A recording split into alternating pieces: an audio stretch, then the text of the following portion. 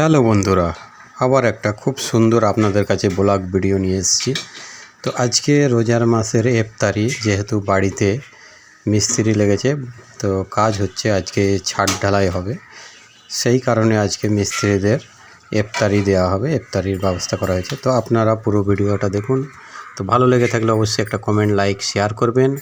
আর আমি ছাদটাও আপনাদের ঘুরে দেখাবো, বাড়ির এরিয়াটাও ঘুরে দেখাবো, আপনারা দেখতে থাকবেন।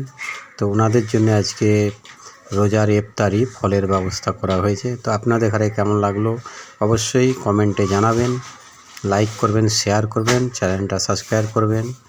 আসুন আপনাদের ঘরে দেখাবো। এবারে ছাদে যেয়ে ছাদ ঢালাই হবে, ছাদটা ঘুরে দেখাবো।